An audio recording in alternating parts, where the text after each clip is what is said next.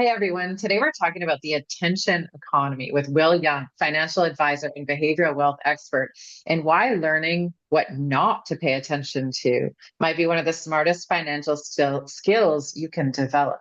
So, Will, it's so good to see you. I know you're super excited for your surfing trip. I I'm am. pumped for you. It's going to be so fun. I'm very excited about it. Gonna got my new board. I'm packing everything up, talking to my dad, getting excited. I already picked my meals out on the plane and everything else. How are you going to I, leave the financial world behind for a few days? well, one of the most important things with stoicism to me is always take yourself wherever you go. So you want to live a Right. life where you're happy no matter where you are. You can never escape who you are. So you must focus on maintaining the best type of mental health. And I use stoicism and psychology and meditation. And of course exercise. All those things matter in a world that seems like even more the weather vane of our lives. We're the weather vane getting whipped around. We're so often whipsawed. I marvel at our persistence to not learn our lesson.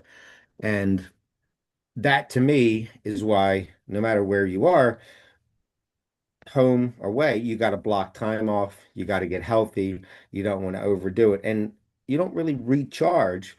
I'm going to work. I'm going to trade because I will definitely try. I love trading. However, I'll just not have as many client meetings, which will be nice. I'll have a little bit of a break and I'll get a chance to study and write. I like to write a lot when I'm away. I write every Mhm. day. I'll write a couple pages. And that to me is a lot of fun. Well, this fits perfectly with the conversation we're having today because we're talking about why overconsumption of the markets can be detrimental. So today we have so much financial information, like so much more than ever. You could pull up anything you want on the internet, but I think that it's confusing people instead of making people more confident. Do you want to speak to that? Why are people so confused? We feel like we want to keep our mind busy. I don't know what generation you are, but I always go back to the last generation that had the ability to have nothing, which was Mm, Generation X. mhm. And I think about that every day that I used to just sit on the curb and bounce a ball off of it or go outside and bounce a ball off a wall. And you'd be like, how long was that? And it'd be 2 minutes. And you thought you were outside for 2 hours. You had to fill a lot of time, or your parents said, wait for me in the car, and you would have thought they left you there for 6 hours and it was 10 minutes. You didn't have a phone. Oftentimes you didn't have a radio that you wanted to listen to because it was AM only, so you didn't listen to it. And you just had to be in your own mind. Yeah. And the only way you can really take care of your health is by being in your mind. And it's a gymnasium and you need to work it out. So silence is critical. And for most people, we like to just have some background noise. I don't. And I guess I've always hearkened to that day. And if you keep the noise off when someone comes in, besides your dogs and stuff, because they're not talking, they're just barking, you allow your brain to heal, to think, to daydream. Daydreaming is really how you get creative because you can sit and you're inside your mind and you're thinking and all these things happen. It's very powerful to just sit and be still.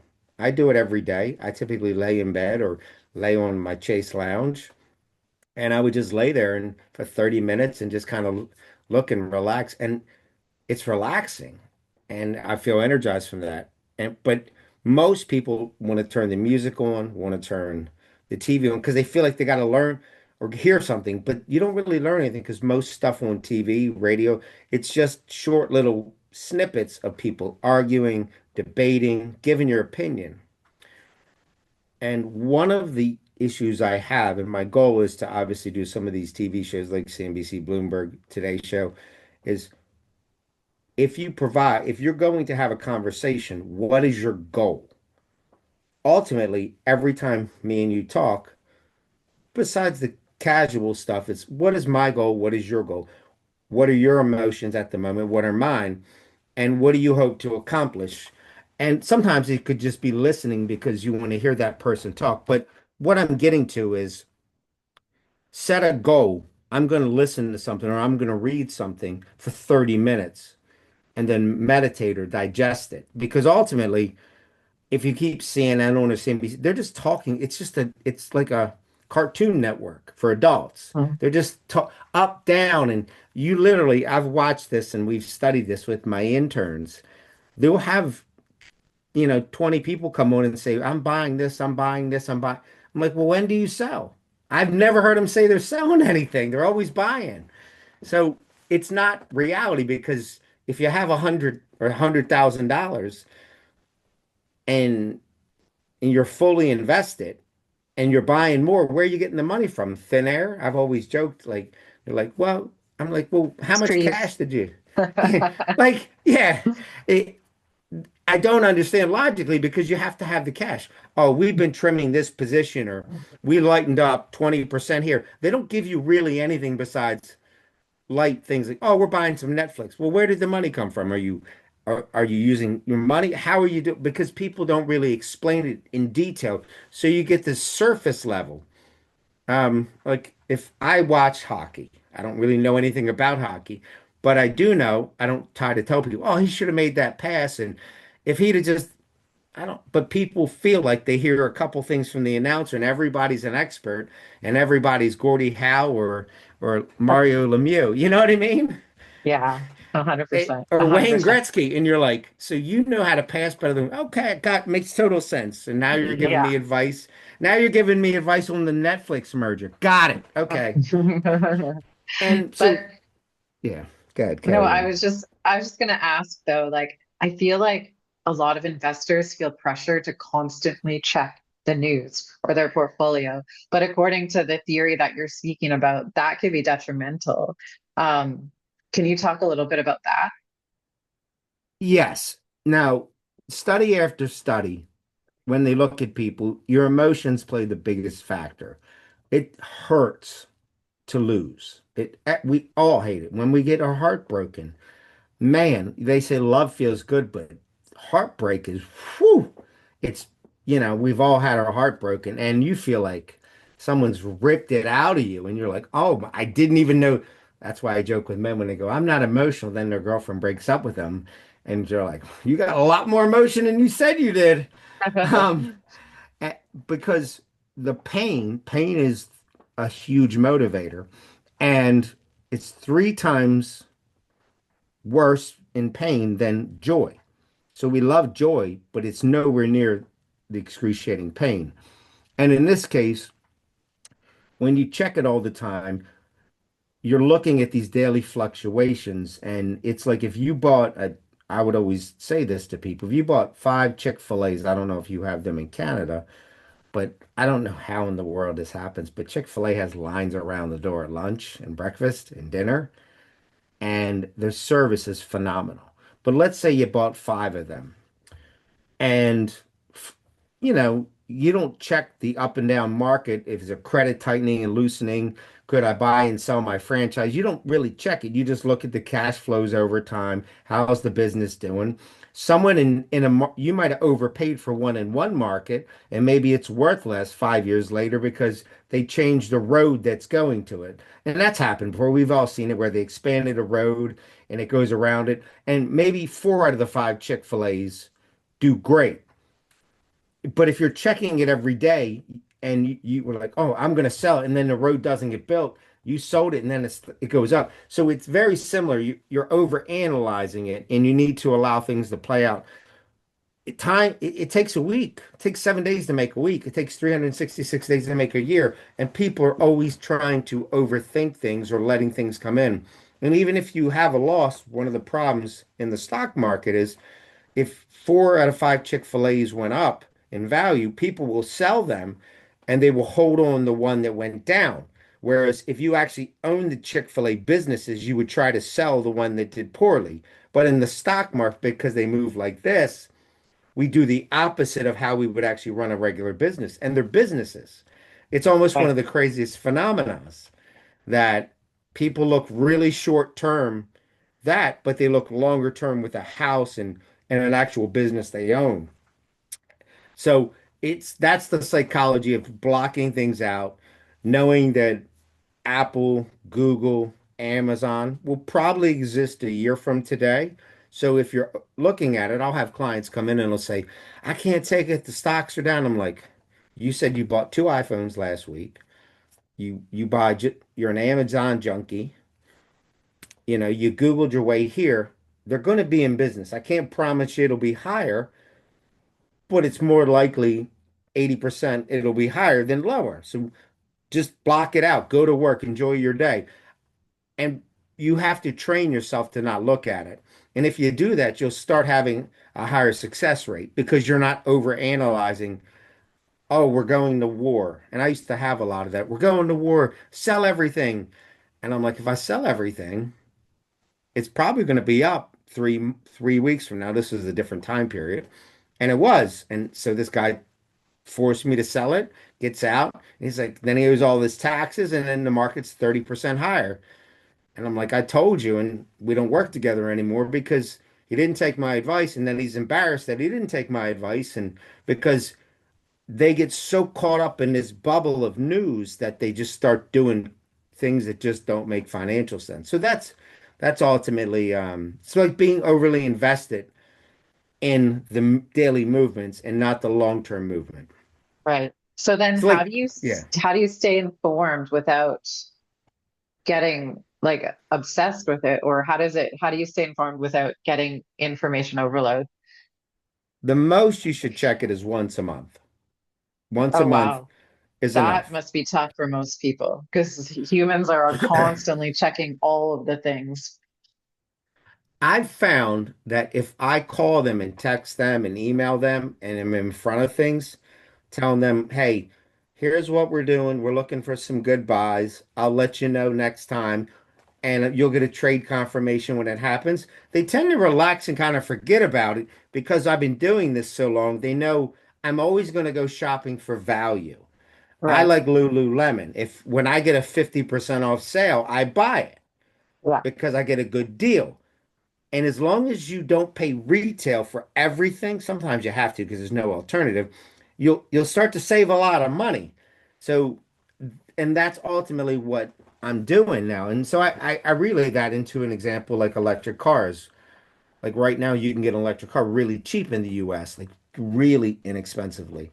So for that, if I get a good value, I lose less on, but of course it doesn't go up. It's all about understanding value. When you have these conversations, people kind of forget and they don't pay attention. And that's what I try to get to them. But people who are self-directed tend to look a little more because they're buying their own stuff and they're forced to look at it. And most of those people underperform the market by 3 or 4 or 5% annually. Right. It's a So stunning number. do you think the average investor is consuming way too much information? It depends. People who have advisors, even a generic advisor, most don't, I don't think. I think the majority of people are people who watch too much TV and don't have an active life. When you're active, you have lifestyle, grandkids, work, you kind of forget stuff because you're just too busy. Yeah. But you get retirees that have too much time, or you get younger people who are news junkies. So those are more of Social the media junkies, like people that yeah, sit well, and scroll all day. well, that's what I meant. Social media, yes. They're news junkies essentially because they're trying to find this edge. And what happens to them is they tend to burn out after a few years, Yeah. and then they have really bad taste in their mouth on Mhm. investments, or they buy Bitcoin. So I would say, well,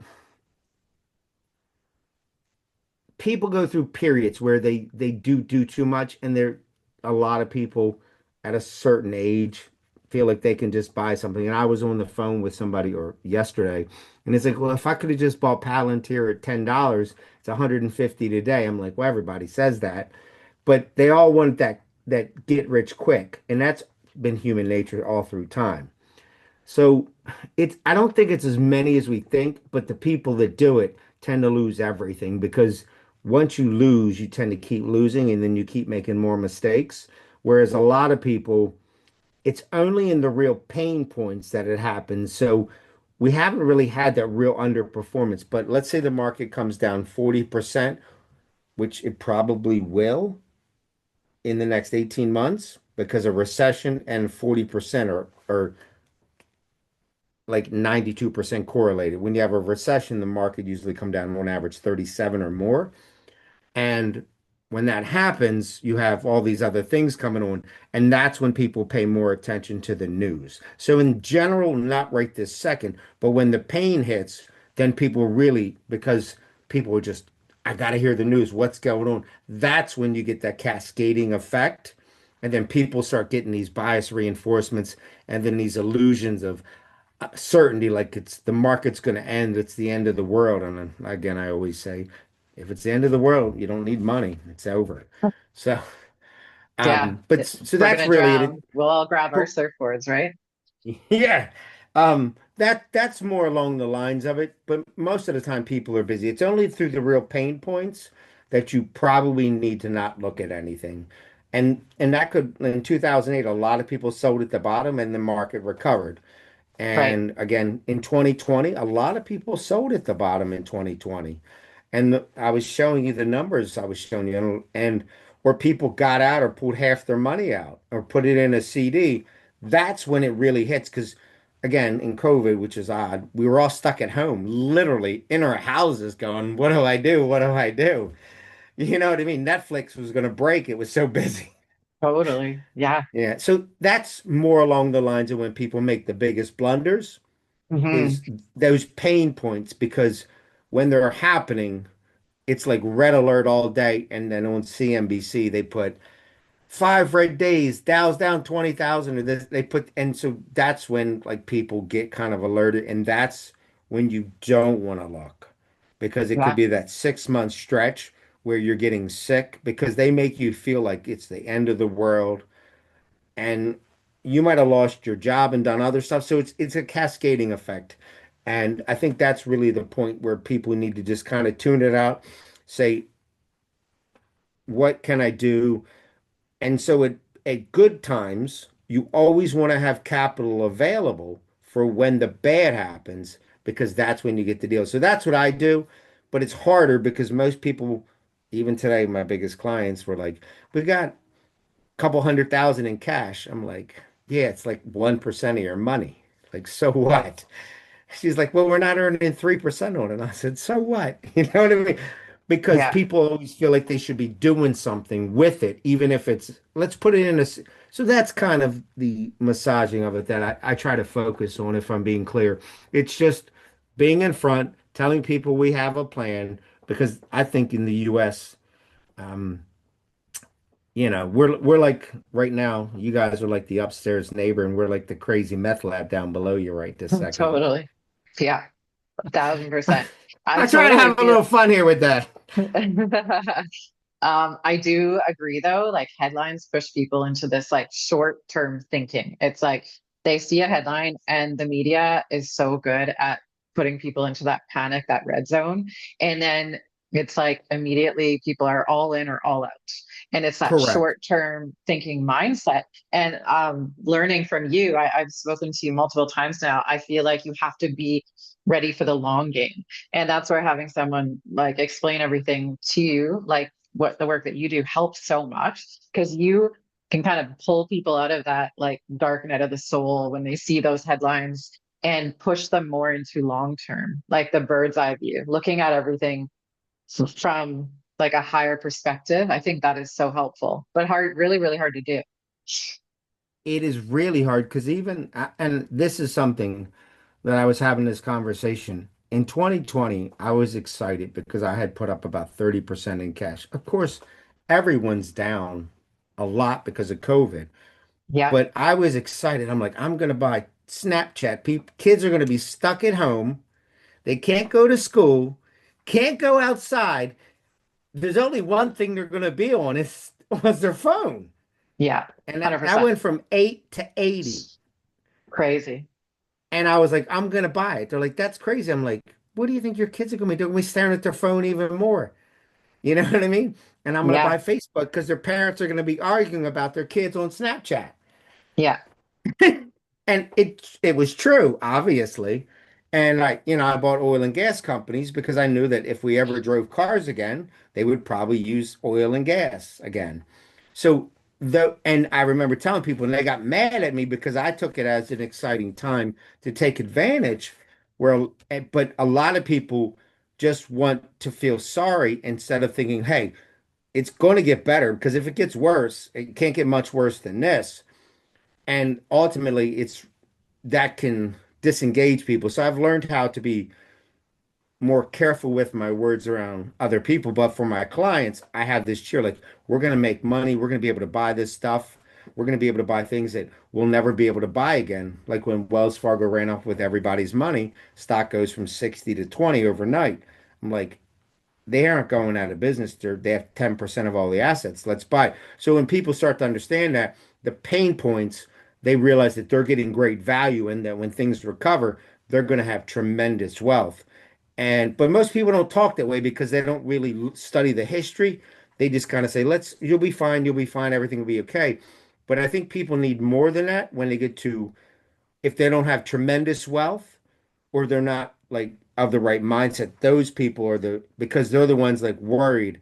Like I can't sleep at night because it's that, and that's kind of where I think you have to separate yourself, and that's the hardest part because those people oftentimes want to sell because they see the balance is down and they don't understand they own companies. Yeah, So absolutely. What about selective ignorance? You speak of that. What does that mean? people generally once they learn something, they tend to stick to it. You probably remember this as a kid. If there was a typewriter, people are like, "Oh, I'm used to the typewriter. I don't want to use a computer." Because Yeah, people get used to something. And then they're like, "No, I'm fine. I don't need a cordless." Then everybody switches to the cordless. I don't need an answering machine. Then they get an answering. It, it's hard for people to make just minor changes, Blockbuster to Netflix. So they will fight things and not want to go with the new things. And ultimately they block things out that scare them or is new information because there's two types of people. If you tell me Chick-fil-A is not good, I'm like, okay, I don't care. I eat there. But I know people that love McDonald's and I go, I hate McDonald's. It's all, and they're like, oh, how dare you?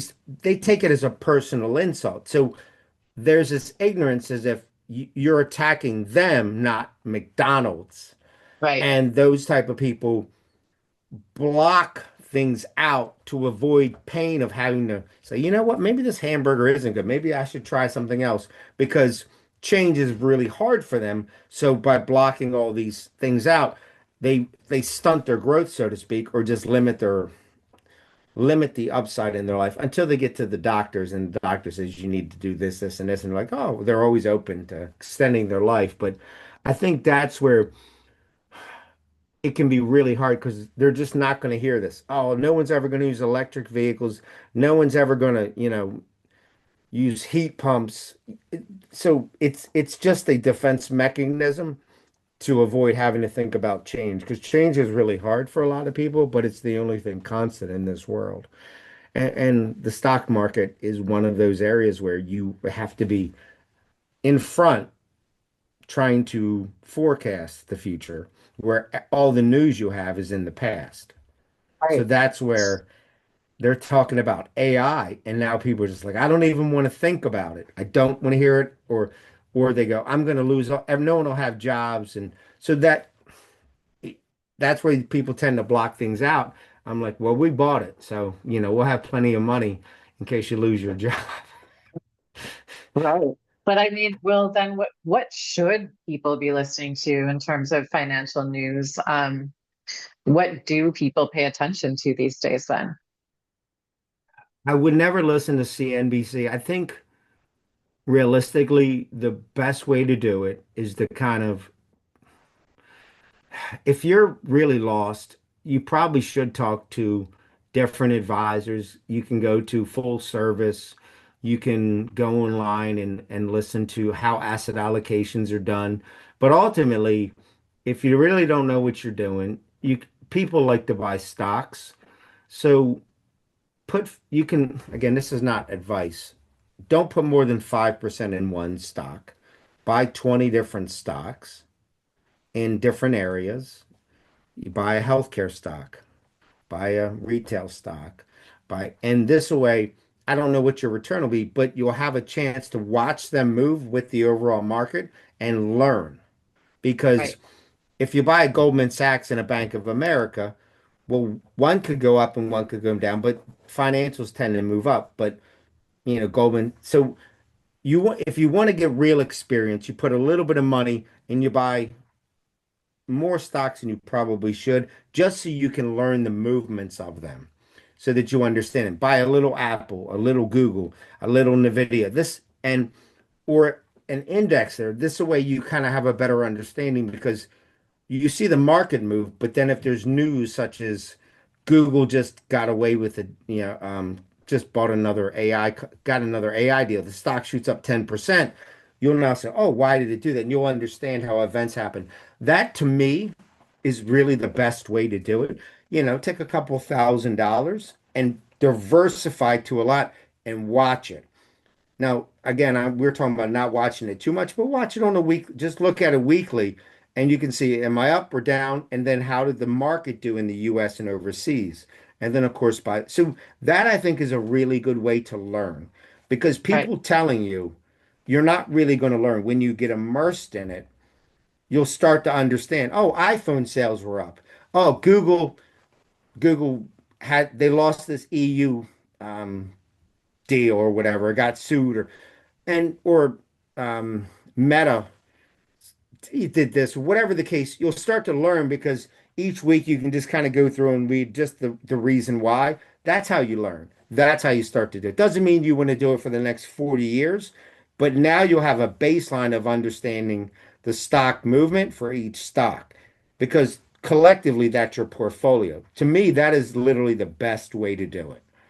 And Right. I don't think anybody really does it that way. They just say, "Oh, I'm going to buy Tesla. I'm going to buy Apple," and they think I'm diversified. I'm like, it could go up, but you know what's done better than both of them? Caterpillar. And you would not Right. have bought that. Or John Deere this year has done well. Or a cell phone company in South America was up like 45% for me this year.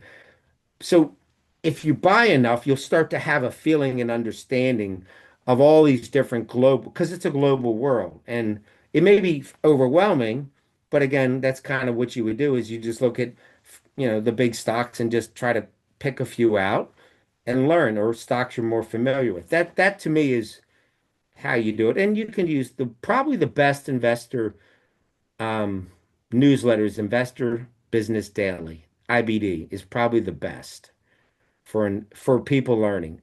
Investors Business Daily. I Yeah. use it. That's a way to help you kind of select good companies, but I wouldn't recommend, doing it your whole life because you'll wind up making mistakes. But that I think is simply the best way to learn how to make decisions because it's going to be really hard over the long term to manage it because you have life and work and kids and family and all this other stuff. But that's how you learn by a little bit of a bunch. I think now is a perfect time for you to tell the listeners more about what you do. All right. So I'm a behavioral wealth architect. I study behavioral psychology and finance, neuroeconomics. My entire business model is based on Nobel laureate winning Daniel Kahneman's behavioral psychology and finance. And then recently, Why Nations Fail, economics, which won last year as well. Those are the two frameworks that I've decided. If you want to reach out to me, I'll build a platform for you that teaches, executes for you and hold your hand at different times while also teaching you how to grow and do things because all of us need training in areas that we just could never possibly learn on our own because there's only so much time on this earth. So if you have this asset size and other things like that, typically I am open for a small amount of people that are like-minded, and I look forward to hopefully meeting you.